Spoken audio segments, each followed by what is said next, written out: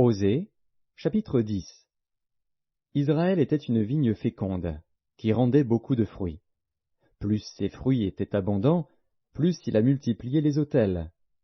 Plus son pays était prospère, plus il a embelli les statues. Leur cœur est partagé, ils vont en porter la peine. L'Éternel renversera leurs autels, détruira leurs statues. Et bientôt ils diront, « Nous n'avons point de roi, car nous n'avons pas craint l'Éternel. » Et le roi, que pourrait-il faire pour nous? Il prononce des paroles vaines, des serments faux, lorsqu'il conclut une alliance. Aussi le châtiment germera, comme une plante vénéneuse dans les sillons des champs. Les habitants de Samarie seront consternés au sujet des veaux de Beth-Aven. Le peuple mènera deuil sur l'idole, et ses prêtres trembleront pour elle, pour sa gloire, qui va disparaître du milieu d'eux. Elle sera transportée en Assyrie pour servir de présent au roi Jareb. La confusion saisira Éphraïm, et Israël aura honte de ses desseins. C'est en fait de Samarie, de son roi, comme de l'écume à la surface des eaux. Les hauts lieux de Beth-Aven, où Israël a péché, seront détruits.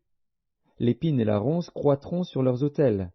Ils diront aux montagnes, « Couvrez-nous » et aux collines, « Tombez sur nous » Depuis les jours de Gibéa tu as péché, Israël. Là ils restèrent debout. La guerre contre les méchants ne les atteignit pas à Gibéa.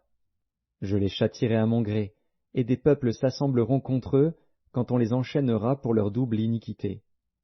Éphraïm est une génisse dressée, et qui aime à fouler le grain, mais je m'approcherai de son beau cou. J'attellerai Éphraïm, Juda labourera, Jacob hercera. Semez selon la justice, moissonnez selon la miséricorde, défrichez-vous un champ nouveau. Il est temps de chercher l'Éternel, jusqu'à ce qu'il vienne, et répande pour vous la justice. Vous avez cultivé le mal, moissonné l'iniquité, mangé le fruit du mensonge, car tu as eu confiance dans ta voix, dans le nombre de tes vaillants hommes. Il s'élèvera un tumulte parmi ton peuple, et toutes tes forteresses seront détruites, comme fut détruite Shalman Beth Arbel au jour de la guerre, où la mère fut écrasée avec les enfants. Voilà ce que vous attirera Béthel, à cause de votre extrême méchanceté, vienne l'aurore, et c'en est fait du roi d'Israël.